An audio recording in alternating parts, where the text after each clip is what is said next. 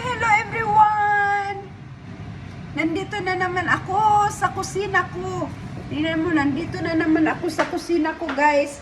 Karalating ko lang, galing na naman sa work.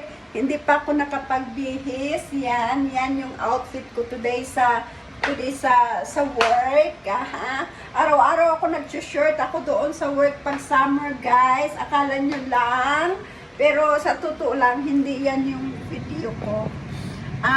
Kaninang umaga, sabi ko kay Honey na may pinapakiusap ako kay Honey. Kasi ako, guys, lagi akong nahirapan sa pagtulog. Sino diyang mga mama na nahihirapan sa pagtulog tulad ko? Yung pagtulog ko, guys, nandun na sa mga alas 3, alas 4 ng madaling araw. Kahit maaga pa akong matulog, alas 7, alas 8 sa gabi, nandun na ako sa bed, nakapikit, pero hindi talaga ako makatulog. Kaya, may natuklasan ako doon sa Facebook na ang ginagamit niya para makapagtulog, guys, ay ito. Alam mo, ang laman nito, tingnan mo. Oh, tingnan mo. Ang banana leaf.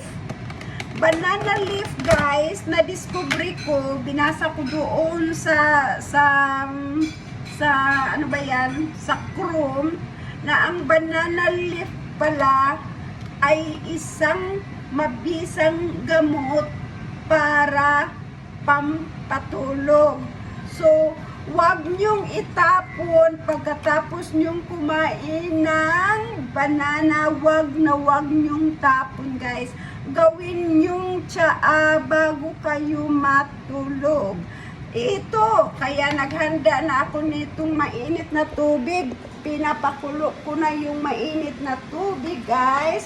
So, ang gagawin natin, ilagay lang natin ito. Nawash ko na to, guys, ha. Nawash ko na ito kanina, kaya pinipreserve ko lang para ngayon pang patulog ko. Ilagay nyo lang dyan ang banana peel nyo, guys. At pakuluan mo ng 10 minuto. 10 minuto lang, guys. Pakuluin mo. Kuha muna tayo ng kimpit. Oh, yan. Pakuluan mo lang ng pakuluan yan. So, 5 na. So, tanggalin natin yan 5:15. Okay? 5:15. Pinakita ko kayo sa oras. So, pakuluan lang natin ito ng 10 minutes, guys. 10 minutes lang. Yan. Diyan. Pakuluan mo ng pakuluan. Alam mo, ang banana leaf pala ay may mataas na potassium at ito ay maganda para pangpaidlip, guys. Kaya, sinabi ko kanina ni Honey na tuwing magpipil ka ng banana, Honey, kasi araw-araw akong kumakain ng banana doon sa work. Yun yung laman ng lunchbox ko, guys. May banana talaga yan. Pero, additional knowledge ko ito na malaki pa itong tulong para makatulog ako, guys. So, ibabad ko lang siya dyan hanggang pagkatapos kong kumain ng dinner, 1 hour before ako matulog, iinumin ko yan, guys, as a tea. Yan. So, subukan natin kung makatulog ako. Totoo yan, naghanap talaga ako ng gamot man lang o magnesium. Kasi may magnesium, bumili talaga ako ng capsule na magnesium, guys, para makatulog ako.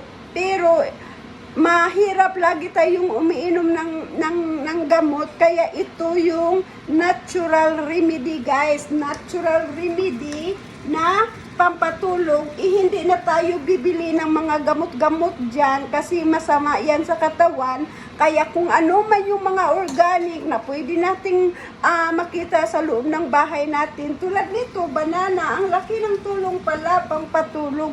Kaya mula ngayon, bago ako matulog, ito na yung iinumin ko, guys. Kaya magpipil si Honey tuwing umaga sa banana. Lagi niyang ilagay dito sa para pagdating ko sa gabi, gawin kong tsa tuwing gabi, guys, at iinumin ko yan bago ako matulog. Naghanda na ako ng cup kasi Diyan, i-strain ko yung tubig yung pagkatapos ng ng pagpakulo ko nito ng 10 minuto.